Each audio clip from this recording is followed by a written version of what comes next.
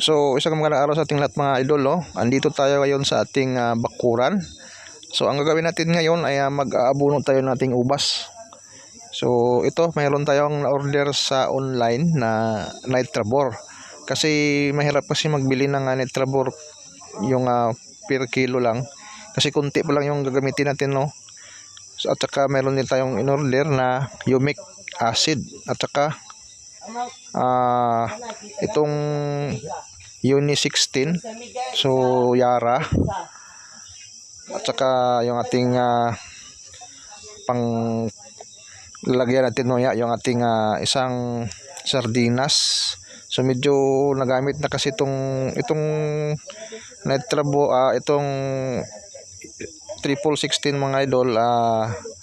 Bali sobra to ng pamangkin ko sa kanyang gulay, so binigay niya na lang muna sa akin kasi mahirap din magbili ng kuan ito ning per kilo. So medyo mahal kasi yung isang sako, nasa 3 plus ata yung isang sako nito. So dahil kunti pa lang yung gamitin natin, siguro 3 balde pa lang yung ipagdilig natin kasi kunti pa lang yung ating ubas, nasa 40 plus pa lang ng napuno. So ito na, naglagay tayo ng isang takal ng sardinas, so punuin lang natin. So yung ratio natin dito is 1:1, no? Isang sardinas na 1616 at saka isang sardinas din na Nitrabor. So itong Nitrabor, first time natin nagamit to. Maganda kasi siya kasi mayroon siyang calcium at saka boron plus nitrogen. So magandang gamitin sa ating mga tanim mga idol. At saka itong binili natin na pang soil conditioner, so isabay natin dito sa pag abono. So wala namang problema, kasi pang soil conditioner lang po kasi itong humic acid. So ito, tinunaw natin muna dito sa balde itong mga abono natin at saka yung humic acid kasi medyo matigas kasi itong humic acid mga idol, hindi siya powder, medyo matagal siyang malusaw, kaya sure natin na malusaw bago nilagyan ng tubig. So mamaya ipapakita natin sa inyo mga idol anong dosage natin sa pag-aabono natin doon sa ating ubas kasi.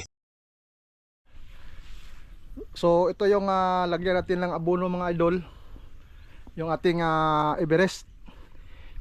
Yung dosage natin dito is yung isang lata ng sardinas na Uni 16 at saka Nitrabor, at saka merong nilagay natin na yung humic acid, so pang soil conditioner. Sinabay na natin. So yung dosage natin dito is dalawang tabo kasi medyo malaki na tong puno natin, at saka 1 year old tong ating vine, yung rootstock nya pala. Yan yung mahirap pag hindi natin control, talagang apaw yung tubig, yung pataba masayang. So dapat nakakuan talaga, parang bulkan. Yan, ito kasi siya medyo malabong na yung puno. So iba yung dosage natin doon sa iba, yung mga maliliit pa na puno. Yan. Ito Everest din to. So, napakakuan ng lupa, napakainit talaga. Yan. So hanapin natin yung mga medyo magulang-gulang na, yung medyo matured na yung mga puno. Kasi depende yung paglalagay natin ng abono sa edad ng tanim natin. So doon pa. Ito yung Prio natin, Prio Brasini. Medyo malapad din yung dahon. Maganda yung tubo ni Prio. Tanggalin natin tong mga ganito shoots, yung mga tendrils niya tanggalin natin para mabilis lumaki. Ito pa isang puno din ng Prio Brasini. Sana maganda yung nito. Parang naputol dito, sayang. Pero meron namang shoots. Pwede siguro dalawang kasi nagsanga eh. Patuloyin natin dalawa yung paakyatin natin. Yan. At ito yung Brazilian hybrid. Ito si Brazilian, matibay talaga. Ilang bisis ko na ito tinanim, pang-apat ko na ito na bisis tinanim. Dahil muntik na mamatay. Ito pa rin, maganda pa rin yung dahon. So patuloyin natin to. At siyempre maganda rin pang rootstock si Brazilian hybrid. Yan. So yung iba maliliit pa yung iba. Hindi lang muna natin na tanggalan ng mga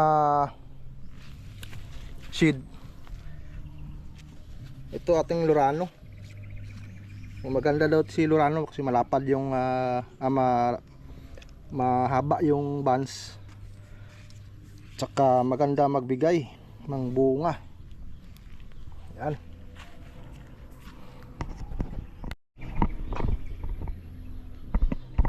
So ito yung katawba rin natin. Katawba, yung pakalapad ng dahon. Yan o. Parang maganda yung bigay sa kanya ng tubig kasi. Ito yung drip natin oh. Yan.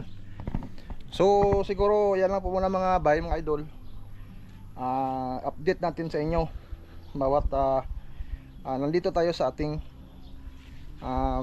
maliit na vineyard. So abang-abangan nyo lang dahil ipapakita rin natin sa inyo kapag ito ay established na at saka nakapagpabunga na tayo. So huwag niyong kalimutan mag-subscribe sa ating YouTube channel, JCBoy TV. At sa muli, ito naman kaibigan, nagsasabi na lang, God love you so much, babu!